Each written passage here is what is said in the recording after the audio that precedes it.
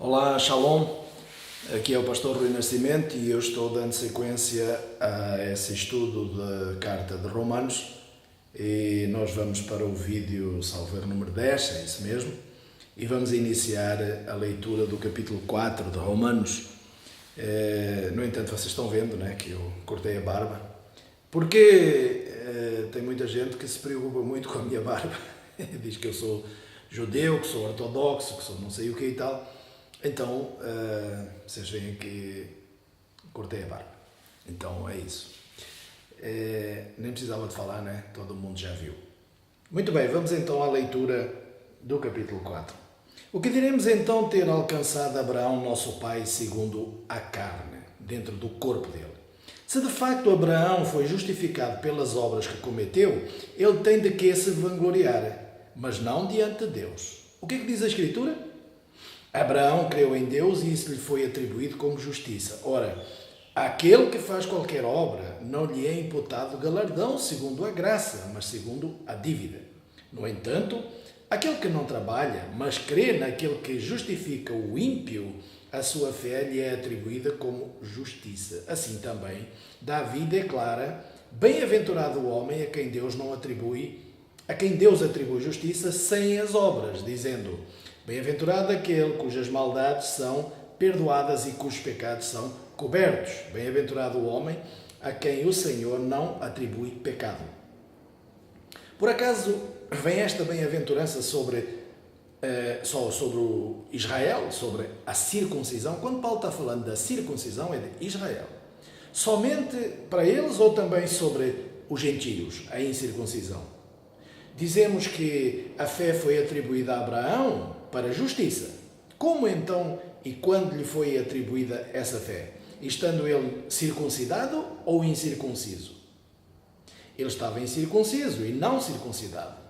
E ele recebeu o sinal da circuncisão, que é o selo da justiça da fé, quando estava ainda incircunciso, para que fosse pai de todos os que creem, estando eles também na incircuncisão, a fim de que a justiça lhes seja atribuída também. E ele é também o pai da circuncisão, pai dos judeus, pai de Israel, daqueles que não somente são da circuncisão, mas que também andam nas pisadas daquela fé que teve o nosso pai Abraão antes de ser circuncidado. Que andam nas pisadas dele. Já vamos analisar o que é que Paulo está falando aqui. A promessa, versículo 13, a promessa de que havia de ser herdeiro do mundo não foi feita pela lei a Abraão, porque a lei veio para Jacó, a promessa da herança veio em Jacó. Mas ele estava incircunciso, então não veio, versículo 13, a promessa de que havia de ser herdeiro do mundo não foi feita pela lei a Abraão ou à sua descendência, mas pela justiça da fé. Pois, se os que são da lei são herdeiros, logo, a fé é vã e a promessa é anulada, porque a lei opera a ira, e onde não há lei, não há transgressão. Depois nós vamos ler o resto, se der tempo neste vídeo, mas o que eu quero agora é analisar um pouquinho do que foi falado até aqui. Bom, não tem grande coisa para analisar aqui. Abraão recebeu a circuncisão quando o filho dele já estava com 13 anos. Então, quando Abraão recebeu a circuncisão, ele já era um homem velho. Mas ele creu na promessa antes do filho ter nascido. Portanto, ele creu pela fé. E depois ele foi circuncidado. Ele foi circuncidado para trazer um sinal, uma aliança.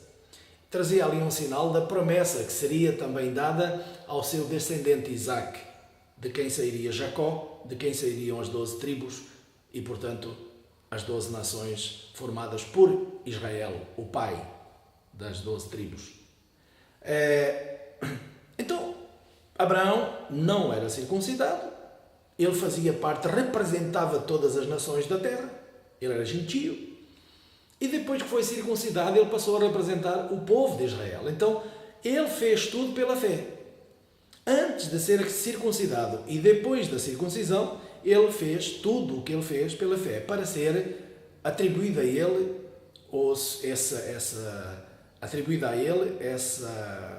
esse título que ele tem, e bem colocado, do pai da fé. Ele é o pai daqueles que andam pela fé. Todo o gentio que hoje crê no Senhor Yeshua, ele chegou ao Senhor Yeshua não pelas obras da lei, ou não por aquilo que ele aprendeu da lei, não por aquilo que ele leu na lei, mas pela fé.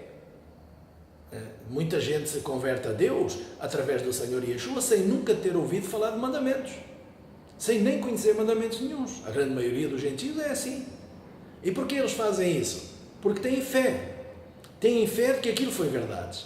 Quando alguém diz, olha, Jesus veio e morreu por isto, vai explicar às pessoas, como eu costumo explicar sempre, porque é que é necessário crer no Messias Yeshua, Yeshua como seu Redentor, para que os teus pecados sejam retirados, não cobertos, como Davi disse. Bem-aventurado o homem a quem os pecados são cobertos, mas em Yeshua eles são tirados, porque João, o imersor, aquele que batizava, João, o chamado João Batista, disse, olha, o Cordeiro de Deus que tira o pecado do mundo, tira o pecado dos homens, não que os cobre, que os encobre, mas que tira. Então, há uma diferença muito grande entre o sangue dos animais e o sangue do Senhor Yeshua. O sangue de Yeshua tira o pecado daquele que crê nele, que crê no seu sacrifício e que crê que ele veio para morrer para aqueles que querem verdadeiramente se encontrar com Deus. Então, Abraão fez isso estando incircunciso e depois circuncidado para representar as duas nações, tanto a nação gentílica quanto a nação israelita ou a nação dos judeus. Bom, então Paulo continua lá no versículo 13, quando ele diz que, aqui no versículo 14, é importante pararmos para analisar o que é que está escrito. Porque se os que são da lei são herdeiros, se for só eles que são herdeiros, a fé é vã e a promessa também. Porquê? Porque a lei opera a ira, e onde não há lei, não há transgressão. Bom, o que é que Paulo está falando aqui? Se a promessa da salvação e vida eterna é só para a lei, então os gentios estariam todos condenados. E Paulo está dizendo não. A fé opera tanto na lei quanto naqueles que não têm lei.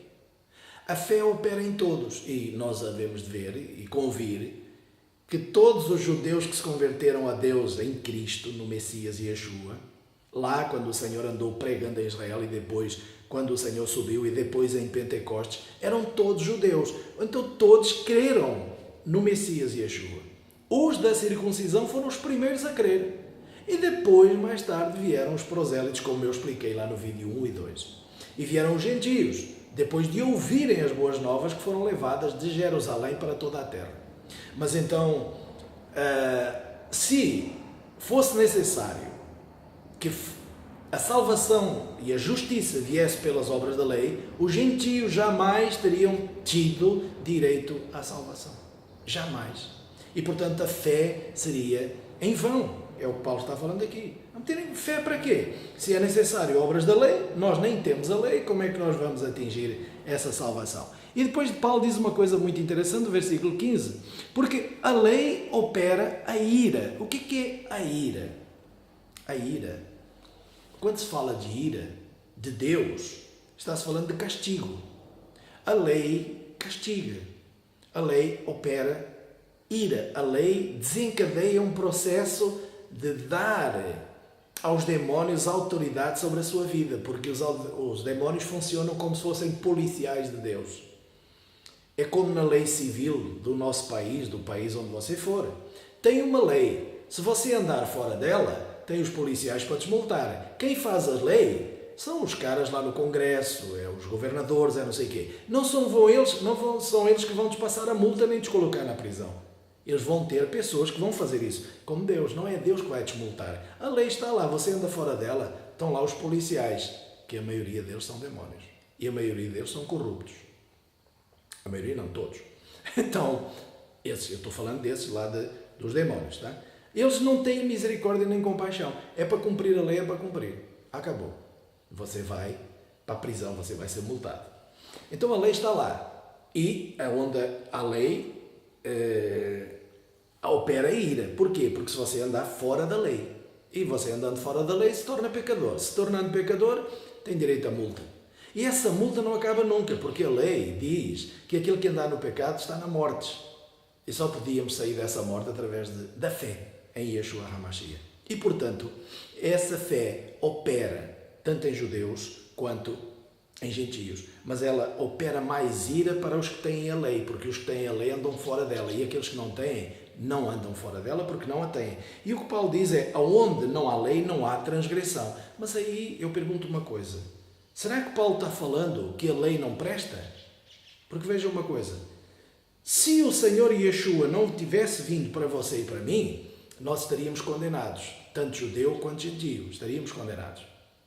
Mas Paulo está falando, aonde não há lei, não há transgressão. Não é bem assim. Ele está falando para aqueles que não têm lei, não há transgressão, mas ainda assim estão no pecado. Ainda assim precisam de Jesus. Por que eu sei disso? Por causa do dilúvio. Não havia lei, no entanto, Deus os matou. Ou então, não há transgressão? Claro que há. Mas Paulo está falando, não há transgressão em relação a esta lei que Deus deu, porque eu não a conheço. Mas há transgressão diante de Deus, e eu estou morto. Entenda que o versículo aqui, o versículo 15 do capítulo 4, não diz, bom, não há lei, então não há transgressão. Não é isso que Paulo está falando. É isso que está escrito. Parece que é isso que Paulo está falando, mas não. Veja que quando foi o dilúvio lá com Noé, ainda não havia a lei foi dada a Moisés, muito depois de Noé. Então, Paulo não está falando que sem lei não há transgressão, não. De todas as maneiras, com a lei ou sem a lei, todos transgredimos. Ele diz, todos pecaram. E, portanto, todos precisamos do Messias Yeshua.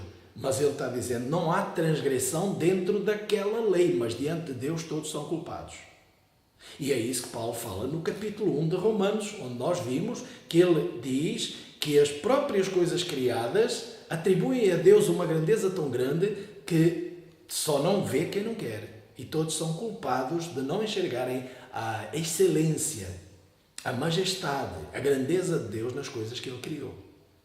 Então, há uma grande diferença entre aquilo que parece que está escrito e aquilo que Paulo quis verdadeiramente dizer. Portanto, o versículo 16 diz, é pela fé para que seja segundo a graça, a fim de que a promessa seja firme a toda a descendência, não somente àqueles que são da lei, mas também aos que são da fé que teve Abraão, o qual é pai de todos nós, tanto de judeus quanto de gentios. O gentio vai pela fé, então ele é filho de Abraão. O judeu vai pela fé, ele é filho de Abraão nas obras da lei também. Porque ele é da circuncisão e ele tem que andar dentro das obras da lei. E agora o gentio não tem que andar nas obras da lei? Tem.